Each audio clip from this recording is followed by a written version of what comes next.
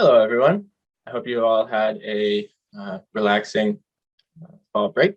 You got to enjoy time away from things for a little bit. I personally didn't, but anyway, for class this week, we're going to be introducing concepts revolving around error, spatial bias, and logical fallacy. But I'm going to wait until Wednesday to get into that. So today, I'm just going to cover a few things. And based off some of the results from the midterm survey, I've decided to give some refresher content today rather than introduce anything new. And then I will also introduce a little bit about Flowchart, which can be helpful for your final project. So I just want to highlight a few themes from the survey that I put out, and thank you for everyone who contributed. I really do value your input and opinions, and I'm actively working to try and make things as effective and accessible as possible. So some of the key themes that I gleaned from reading your written responses were that folks still seem a bit unsure about map projections and coordinate reference systems. I had a handful of folks mention that, and then quite a few folks mentioned spatial overlay and analysis methods. So I've posted a set of refresher videos that you can use to dive deeper and kind of get a bit more on the topics. So for the spatial coordinate system videos, first I'm posting this video by Vsauce. The actual content on map projection starts around 4 minutes, but I think this is a pretty fun, quirky channel. I like some of the content that they put out. So you might want to give the whole video a watch. It's about 10 minutes. It's kind of interesting. And then a set of 2 videos that I did. So these are, all the videos here are for ones that I recorded for class I taught over the summer.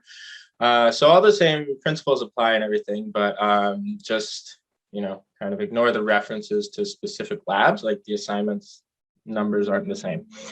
There's more labs in this class than there were in the summer course. But anyway, this one covers the steps of abstraction going from the Earth to a 2D map, right? And so we go through the Earth itself, calculating the geoid, a datum, geographic coordinate system, and then the geographic coordinate system is the basis for a map projection.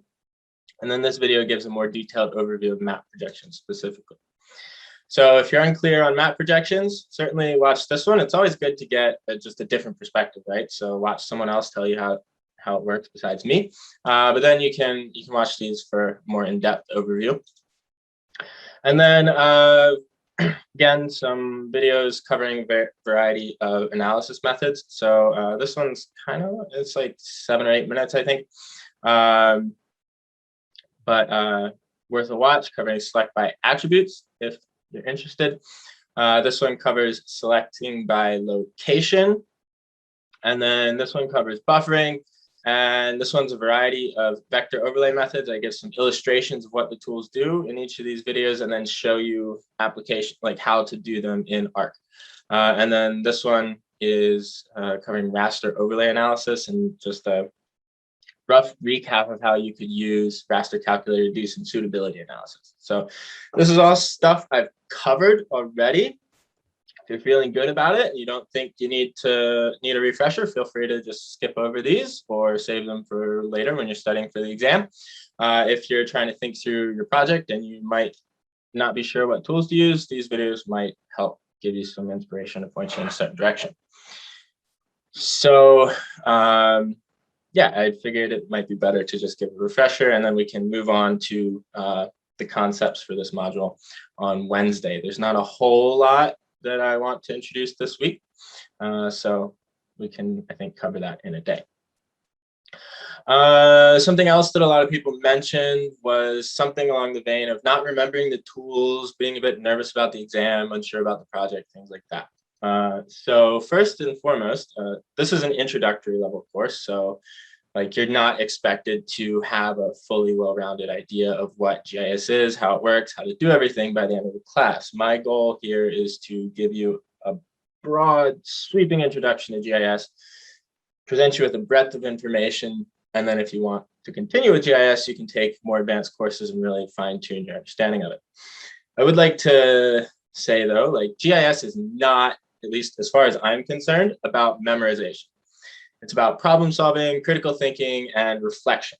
And so you'll almost always have access to the internet when you're doing GIS. I mean, the whole thing is computer-based anyway, right? So if you don't know what a tool does or, how to run a specific tool, you can always just Google it. So it's more about thinking through how to solve problems than memorizing the specific steps along the way, right?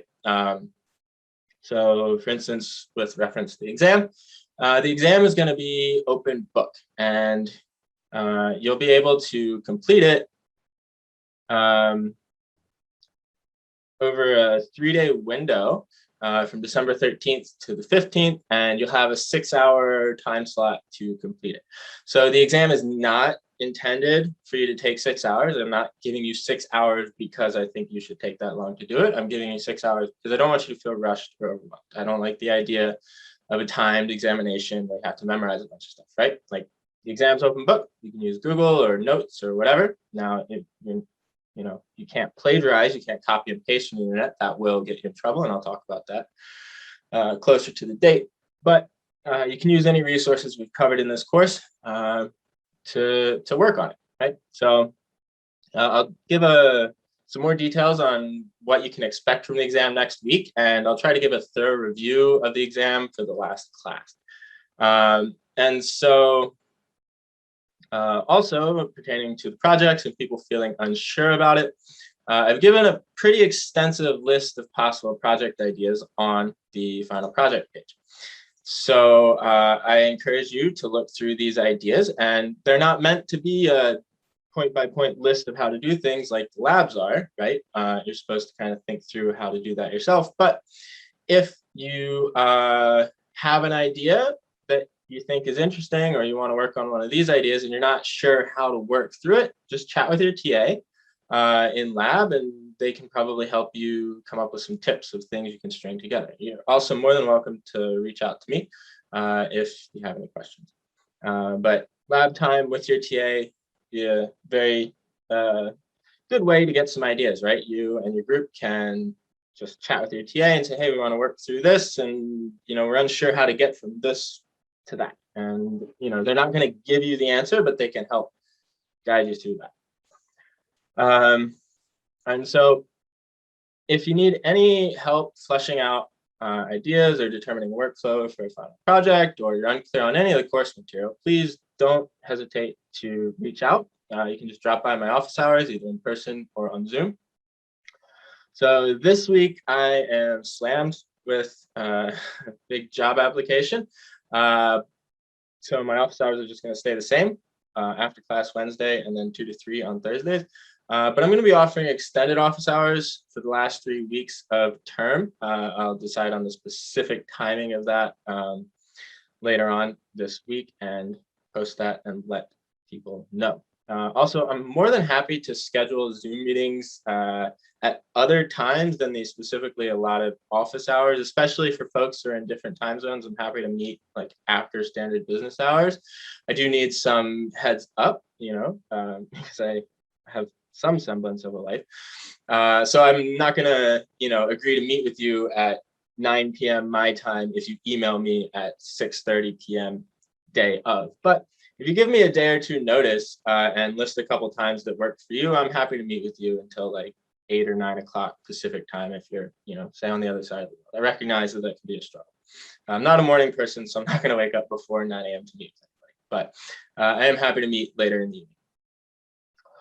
And then just a few other miscellaneous things. Some folks said that they had some general concerns navigating GitHub. One cool suggestion I got from 2 people was there's no way to navigate to the course syllabus from the course webpage, or from each of the module web pages. Well, I have quickly changed that, and so now every single course web page, or every single module web page has a link to the course syllabus embedded in the top right. So you can more effectively navigate. I recognize that being on GitHub might have been a bit of an inconvenience or a shift for some folks, but for me personally, it really, really makes my workflow a lot easier. And I think it just makes for a more seamless integration. Like Canvas, I've mentioned multiple times, is really awful. So while some folks would prefer to maybe work all in Canvas, and I can appreciate that, this just really allows me to make a much more effective delivery of content. And this is my first time building a course like this, but I plan to continue in the future and can continue to refine my workflow to maybe compensate for some of the other flaws. One of the issues is formatting and typos, and I do apologize for that. I know I have a tendency to make a fair number. I have some nerve damage in my hand that causes me to make erroneous keystrokes from time to time. And yeah, I do intend to work on that and spend more time like proofing my material and stuff. Now that I've got all this material put together, it'll be easier to fix in the future. But yeah, I'm quite busy and they don't pay me very much, so I can't suck too much time into this. Folks have mentioned the audio quality of some of the recordings. I will try to see if I can perhaps do something about that. I'm just working with the mic that the department's given me, but I will try to see if I can maybe get a different one. And folks said that they wanted to be able to download the lectures, which I can certainly appreciate. And so I am working on developing a workflow to create PDFs of all of these web pages and just embed them in the actual, or link to them somewhere in the actual web page. But for the time being, I don't think I'll have that set up this semester, but for the time being, most web browsers have a print to PDF option. So for people who want to do that, like in Firefox, for instance, it's right click over here and you just go to print and then you can output the page as a PDF. Chrome has a similar option. I assume Safari does as well. And so with that said, if anyone has any other concerns that I haven't addressed, feel free to just reach out and have a chat with me. So aside from the refresher content, the only other bit of content for today is a little bit more about flowcharts, right? So they're pretty important, and I haven't talked too much about them yet. You got an introduction in the model builder and saw how you can like build a model, which is visually a flowchart that actually completes the GIS workflow. But those models aren't necessarily easy to read. Like it's easier to read than nothing at all, but it's not super aesthetically pleasing. And flowcharts are a really useful tool, but they're also a requirement for both your final project, and there's going to be a flowchart question on the final exam, which again, I'll talk more about the exam next week and give you a bit more of an idea of what to expect from it. But broadly speaking, you might be asking, why do I have to do a flowchart? Flowcharts are a really useful tool for quickly summarizing information for your workflow. It's important to be able to share what you've done, explain your methods so people can trust your results. But they can also be great for planning your own workflow. So you can draw up possible options, think through scenarios, and you might find some flaws in your logic before you even start the analysis and save yourself some time down the line. So you've got a lot of options for creating flowcharts. I'm not going to go over all of them. You could draw them by hand if you want. Now, if you do this, make sure that it's legible. If you have handwriting like me, I strongly suggest against it. An ArcGIS Pro model can serve as a flowchart, but it's ugly. I wouldn't really recommend submitting your model directly for, say, your final project. You should probably try and put a little effort into making it look nicer. You could do that in PowerPoint or Paint if you wanted to. There's a variety of software options, but one that you might be worth trying is called diagrams.net. It's got a video explaining it here. I also linked to it on the final project page. I've added that to the homepage under the final project page under the flowchart section. And so this site helps you make more aesthetically pleasing flowcharts. And so there will be a series of lecture questions, I've got most of them written, but I haven't fully flushed it out yet, and I haven't created the quiz yet, but it will get posted this evening or tomorrow. Either way, before lecture on Wednesday. Like nothing that I'm talking about today is going to directly go into the quiz anyway, so it doesn't really matter.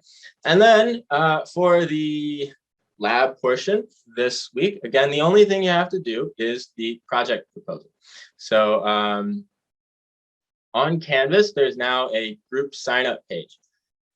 So if you're working as a group for this final project, it is very important that all group members join that group on Canvas. Those who fail to join the group aren't going to get the grade for the proposal that their group submits, right? So there's also the Module 6 assignment on Canvas is just the project proposal. And so you fill out the project proposal form, which I discussed last week in the video. You can find the form here. And if you haven't yet reviewed the final project, watch this video, look through the material. So fill out the proposal form. Once all the group members are in the group, you can submit it on Canvas, and only one group member needs to submit because it's set up so that it will assign the grade to everyone in that group. So it's important that you sign up for the group. If you're working on this project alone, or if your intent is to work on this project alone, again, you need to explicitly contact me to let me know and give some sort of reasoning or justification why. Saying I just want to work alone is not sufficient, right? Really encourage you to work in groups. There's a discussion page on Canvas. You can also, or for looking for group members, and you can also ask your TA for help finding groups. So that said, especially like if you're working remotely, I can recognize that might be difficult. So you do have the option if absolutely necessary.